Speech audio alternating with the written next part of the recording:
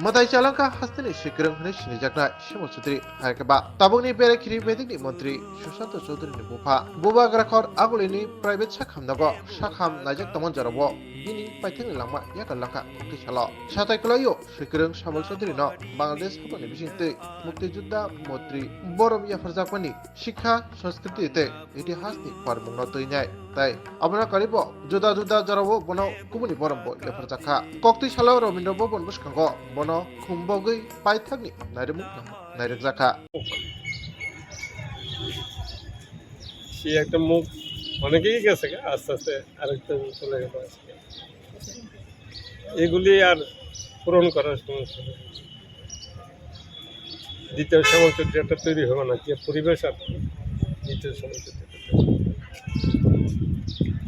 আমরা ক্ষতিগ্রস্ত এই কারণে আমাদের বন্ধুরা চলে যাচ্ছে আজকে ডাক দিলে 10টা লোক পাওয়া যাবে না কিন্তু এই শ্যামলবাবু তারা নকুলবাবু তারা যে কোনো ইস্যুতে যদি ডাকি তারা আসে মানুষের স্বার্থে তারা আসে রাস্তায় তারা রাজপথে এই দেখুন এই যে যুদ্ধ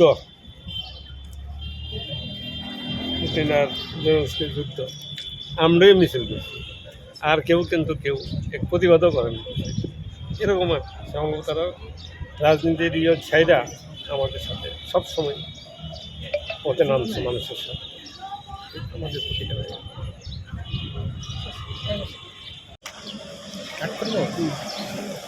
আমরা গভীরভাবে শোকাহত।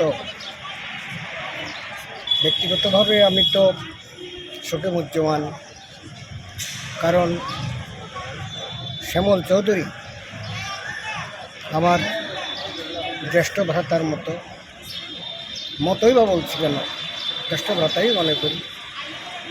তাছাড়া সারা ত্রিপুরার উজ্জ্বল নক্ষত্র, কারণ সাহিত্যের সংস্কৃতির অঙ্গনে সাহিত্য ক্ষেত্রে এবং অনেকগুলো সংগঠনের সঙ্গে তিনি যুক্ত। বহু সংগঠনের তিনি উপদেষ্টা, প্রধান উপদেষ্টা, নানা পদে বৃত ছিলেন। ভারত বাংলা যে মৈত্রী সম্মাননা, ভারত বাংলাদেশ মুক্তিযুদ্ধ সম্মাননা, সেই সম্মাননায় তিনি ভূষিত হয়েছিলেন এবং শারীরিক অসুস্থতার মধ্যেও তিনি বাংলাদেশ হাইকমিশনের আমন্ত্রণে সাড়া দিতেন বা আমাদের যে কোনো অনুষ্ঠানে তিনি থাকার চেষ্টা করতেন। শারীরিক অসুস্থতার মধ্যেও আমরা যদিও অনেক সময় বলতাম যে আপনি খানিকটা অসুস্থ, আচ্ছা ঠিক আছে পারলে যাবেন, না আমি যাবই। এইভাবে অনেকগুলো সংস্থা সংগঠন বা অনেক ব্যক্তি বিশেষও তার দ্বারা উপকৃত হয়েছেন এবং তার যে উপদেশ এগুলো ছিল একেবারে নিউট্রাল, দলনিরপেক্ষ, ব্যক্তি নিরপেক্ষ। সামাজিক দিক থেকেও তার অনেক অবদান রয়েছে। সর্বশেষ তার যে অবদানটি সেটি হচ্ছে গান্ধী ফাউন্ডেশন। রেন্টার্স কলোনিতে অনেক চেষ্টা চরিত্র করে তিনি একখণ্ড জায়গা তিনি জোগাড় করতে পেরেছেন, সেখানে গান্ধীজির প্রতি মূর্তি স্থাপিত হয়েছে এবং আমরা সেই কমিটিতেও আছি গান্ধী ফাউন্ডেশনে। সেই যাই হোক, এইভাবে আমরা দেখেছি ইতিমধ্যেও তার স্বপ্ন ছিল, মৃত্যুর আগেও তিনি বলে গিয়েছিলেন যে কোথাও একটা বঙ্গবন্ধু শেখ মুজিবুর রহমানের মূর্তি স্থাপন করা যায় কিনা, কিংবা একটা স্মৃতিসৌধ, বিশেষ করে যারা শহীদ মুক্তিযুদ্ধে তাদের একটা স্মৃতিসৌধ বা একটা পার্ক করা যায় কিনা, সব চিন্তাভাবনা ছিল। অর্থাৎ তিনি অসুস্থতার মধ্যেও সবসময় গঠনমূলক যে চিন্তা চেতনা তিনি উদ্বুদ্ধ ছিলেন এবং আমাদের প্রত্যেকেরই খোঁজখবর নিতেন। এই তো ILS-এ যখন ভর্তি হলেন, আমি যখন গেলাম তখন তিনি কথা বলতে পারছেন না, মুখ হাঁ করে আছেন না এবং অক্সিজেন দেওয়া আছে সেলাছেন, তিনি হাত দিয়ে লিখে দেখাচ্ছেন আমি লিখি কিনা, আমার লেখা চলছে কিনা, বই দেখাচ্ছেন, বই টই এইবার কিছু বেরোলো কিনা। তো আমি বলেছি, অর্থাৎ কিনা আমি জাস্ট একটা এক্সাম্পল দিলাম। এইভাবে প্রত্যেকটি মানুষকে, আমি কেন অনেককেই যারা তার সান্নিধ্যে এসছেন। আজকে দেখুন ওই বাড়িতে, আমি এখন প্যালেস কম্পাউন্ড বাসা থেকে এসেছি, সেখানে হাজার হাজার মানুষ, ভিআইপিরা তো আসেনি, আমজনতাও আছেন প্রচুর। এত ভালোবাসার মানুষ না থাকলে তো এত ভিড় হয় না।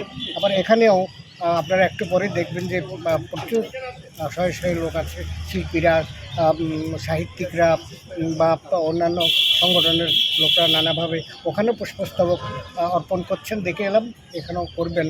তো আমি বেশি কিছু বলবো না, শুধু এইটুকু বলবো তার যে এই মৃত্যু, এই মৃত্যুতে আমাদের এ রাজ্যের অপূরণীয় ক্ষতি হলো। বিশেষ করে সাহিত্য সংস্কৃতির জগৎটা গঠনমূলক কাজে তো লিপ্ত থাকছিলেন, সমাজসেবার দিকেও তিনি প্রলিপ্ত ছিলেন, সংশ্লিষ্ট ছিলেন।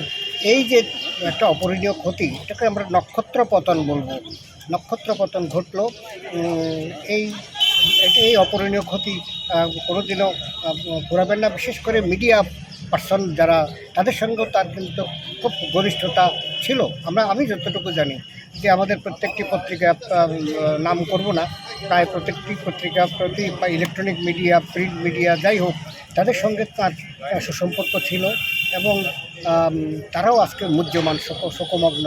আপনারাও আজকে একটা সাক্ষাৎকার নেওয়ার জন্য দাঁড়িয়েছেন, মানে কি অন্তরে ফিল করছেন যে তার যে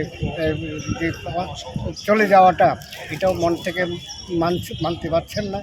তা আমার বার্তা একটাই, আমাদের কাজ হবে এখন তার যে আদর্শ, তিনি যে আদর্শের কথা বলে গেছেন, আমাদেরকে যে সমস্ত পরামর্শ দিয়েছেন আজীবন। আমার সঙ্গে 32 বছরের সম্পর্ক অবশ্য, তার আগে উদয়পুরের ফ্যাক্টরটা আমি জানি না, কিন্তু শুনেছি।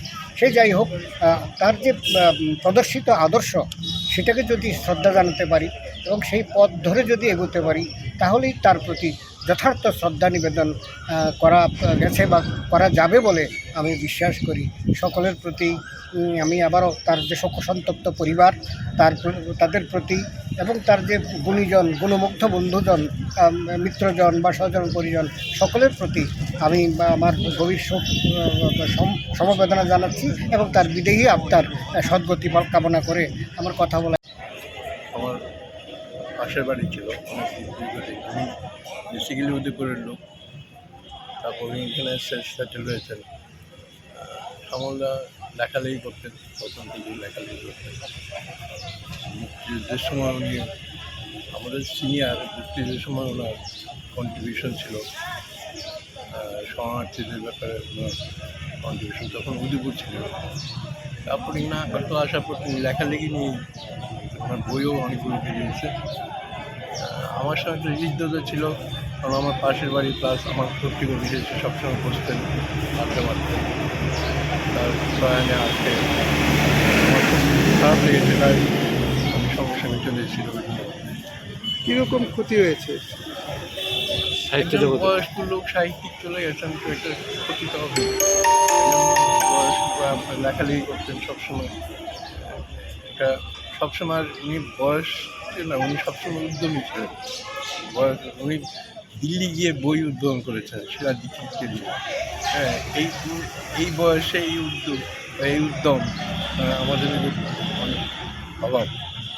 এটা শেষ পর্যন্ত উনি শরীর খারাপ নিয়েও তিনি বিভিন্ন অনুষ্ঠান বা সবার সঙ্গে আসতেন। এটার কারণে আমরা একদিন হারালাম, দাদাকে হারালাম।